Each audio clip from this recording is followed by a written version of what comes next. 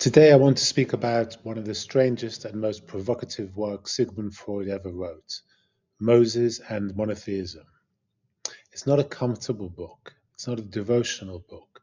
It's not really a work of biblical scholarship in the normal sense. It is Freud, at the end of his life, returning to one of the great figures of the Bible, Moses, and asking a deeply unsettling question. What if religion is not simply revelation from above? What if religion is also memory from below? What if behind the story of Moses, the Exodus, the giving of the law, and the birth of Israelite monotheism, there lies a hidden trauma, a crime, repression, and the return of the repressed? This is Freud's world. For Freud, human beings are not transparent to themselves. Civilizations are not transparent to themselves either. Just as an individual may hide from a painful memory, a whole people may also carry a memory it cannot consciously face. That memory may be disguised as ritual, law, myth, guilt, longing, or sacred history. And in Freud's book, Moses and Monotheism, he gives us perhaps his boldest example of this idea. He suggests that Moses was not originally Hebrew, but Egyptian. He links Moses to the monotheistic revolution of Akhenaten, the Egyptian pharaoh who attempted to establish the worship of one supreme solar deity, Aten. Freud imagines Moses as a noble Egyptian who took this severe abstract monotheism and gave it to a Semitic people. Then comes the even more shocking claim.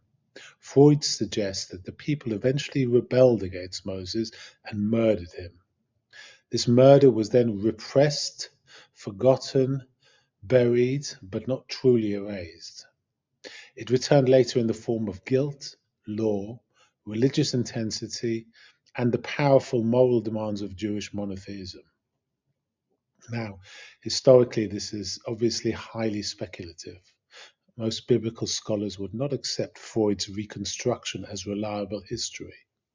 But if we treat the book only as history, we may miss what is most interesting about it. Freud is not really giving us a normal history of Moses.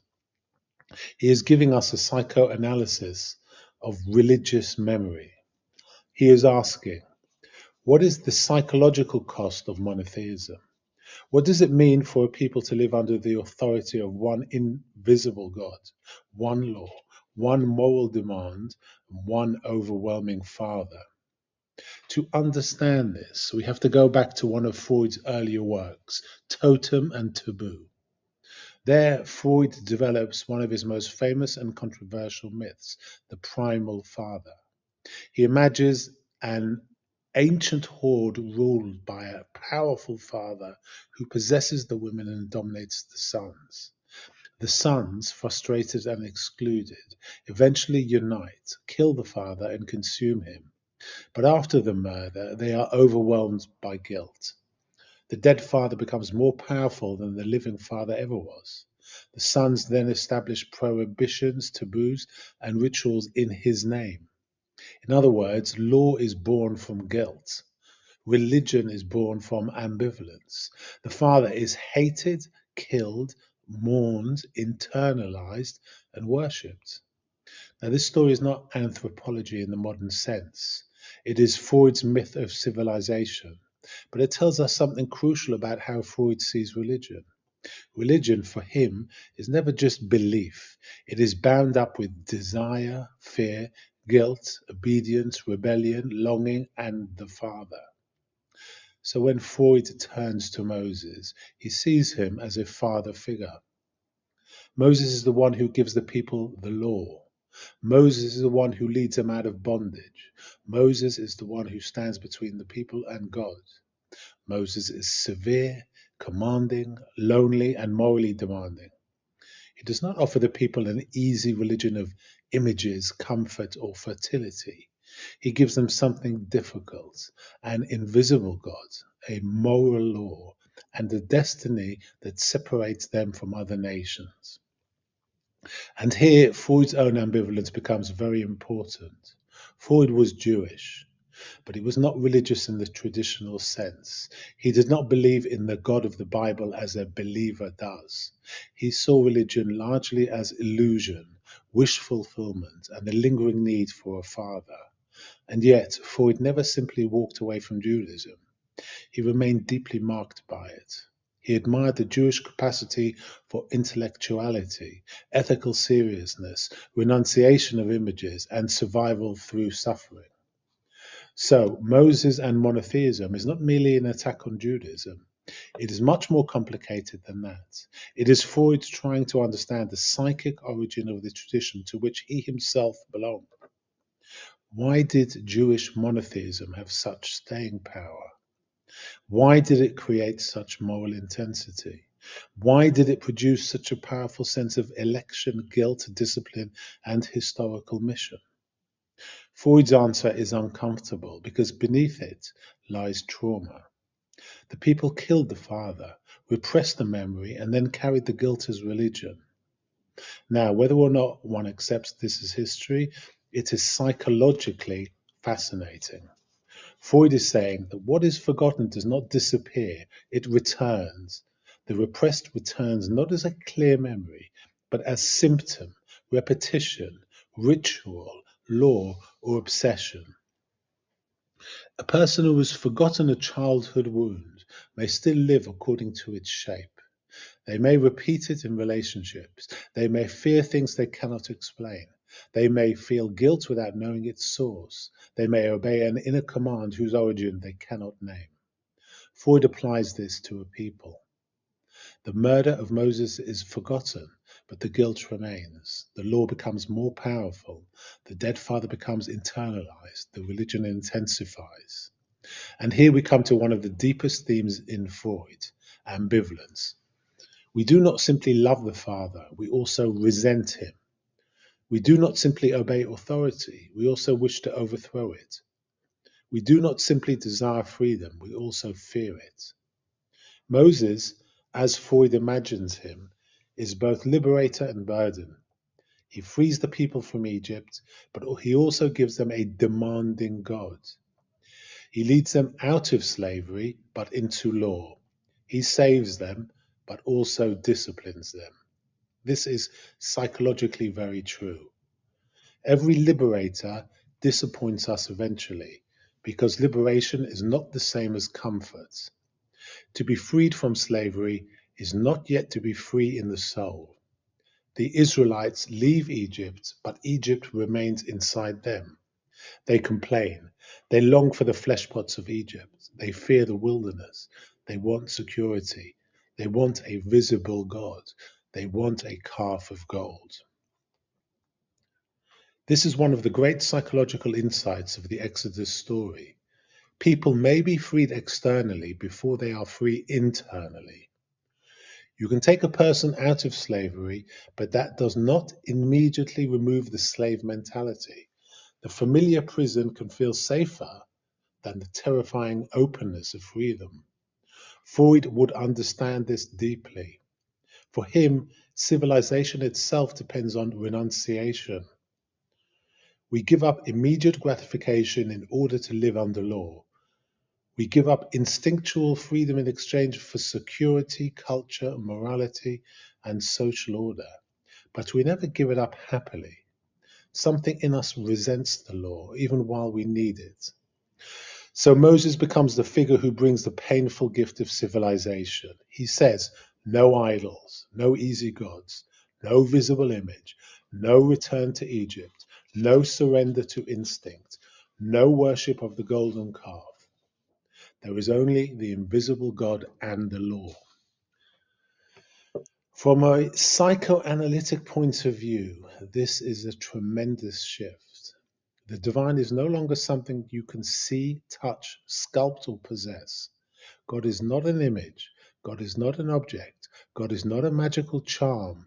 God is invisible, abstract, moral, and demanding. Freud believed that this was psychologically significant. He saw Jewish monotheism as a triumph of intellectual abstraction over sensory immediacy. The invisible God represents a move away from image and instinct towards thought, memory, law, and moral conscience. But this triumph has a cost. The more abstract the God, the more internal the authority. The idol stands outside you, the law enters within you. The inner law is what Freud calls the superego. The superego is the internalized voice of authority, the father, the parent, the judge, the lawgiver. It can guide us morally, but it can also torment us. It can demand impossible purity. It can accuse us even when we have done nothing wrong. It can create guilt beyond reason. So when Freud looks at Moses and monotheism, he was also looking at the birth of conscience and at the suffering conscience creates. This is where Freud is both illuminating and limited. He is illuminating because he sees that religion is not merely a set of doctrines. It becomes an inner voice. It shapes guilt, desire, self-restraint, identity, and memory. A religious commandment is not just written in a book, it is written into the psyche. But Freud is limited because he often reduces religion to pathology. He sees too much guilt and not enough grace, too much father and not enough covenant, too much repression and not enough revelation. A believer would say, Freud has mistaken the psychological effects of religion for its ultimate source. The fact that religion involves fathers, guilt, law, and memory does not prove that God is only a projection of those things. It may simply mean that revelation enters human life through human psychology. That is a very important distinction. Freud may explain how religious experience is processed in the psyche, but that does not necessarily tell us whether God exists, whether revelation is real, or whether the biblical story is true in a deeper sense. Still, even a believer can learn from Freud, because Freud forces us to ask uncomfortable questions. Do we obey God out of love or fear? Is our conscience healthy or punitive? Do we use religion to mature or to remain childish? Do we worship God or do we worship the inner Father? Do we confuse holiness with guilt? Do we confuse moral seriousness with psychological self-punishment? These are not small questions, and when applied to Moses, they become especially powerful. Think of Moses himself. He is born under threat. He is placed in a basket on the Nile. He is rescued by Pharaoh's daughter. He grows up between identities, Hebrew by birth, Egyptian by upbringing. He kills an Egyptian who is beating a Hebrew. He flees. He encounters God at the burning bush. He resists his calling. He returns to Egypt. He confronts Pharaoh. He leads the people through the sea. He receives the law. He breaks the tablets. He pleads for the people. He suffers their complaints. He dies before entering the promised land. Moses is one of the most psychologically complex figures in the Bible. He is both insider and outsider, prince and exile, liberator and lawgiver, tender intercessor and furious judge. The man who speaks to God face to face, and yet the man who is denied entry into the land. No wonder Freud was obsessed with him. Moses is the father who does not get to enjoy the future he creates. He gives birth to a people, but cannot accompany them into maturity. He leads them through the wilderness, but dies at the border. There is something deeply tragic in that. From a psychoanalytic perspective, perhaps every father must die before the child can enter the promised land. The lawgiver must eventually disappear so that the people can internalize the law and live without him. The parent must not remain forever. But Freud darkens this even further. For him, the father does not simply die, he is killed, at least psychically. The child must, in some sense, overthrow the father internally in order to become an adult. But that overthrow creates guilt. The dead father returns as conscience. That is why Moses is so powerful as a psychoanalytic figure. He represents the burden of moral adulthood. The people want freedom, but not responsibility. They want rescue, but not law. They want God, but also idols. They want a father, but also resent being children. That is not just ancient Israel, that is the human condition. We all want to be free, but we also want to be protected. We want independence, but also someone to blame. We want moral order, but also exemption from its demands. We want gods, but not always the commandments. Freud sees religion as the great theatre in which these conflicts are played out. Now, what would a Jewish reading say in response to Freud? It might say, Freud has seen something real, but he has misnamed it. Yes, Judaism is built around memory, but not only traumatic memory, also redemptive memory.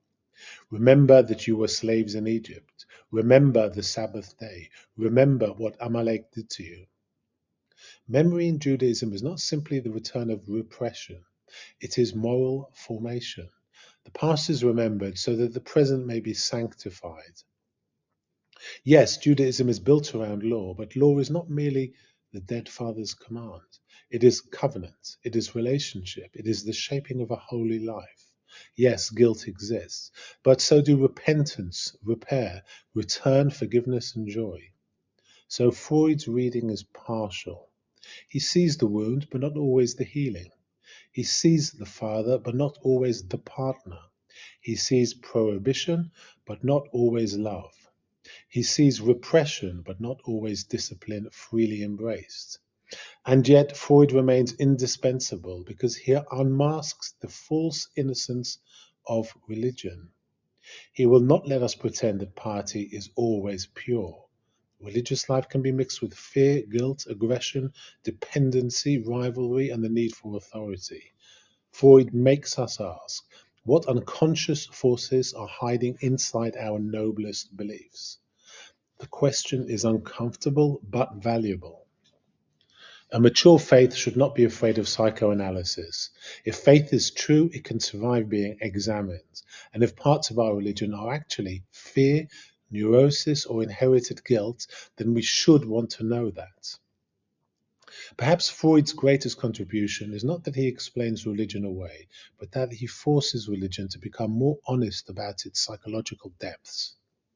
So, what does Moses and monotheism give us for this series? It gives us a completely different angle from Jung. Jung looks at Job and sees the evolution of the God image. Freud looks at Moses and sees the return of the murdered father.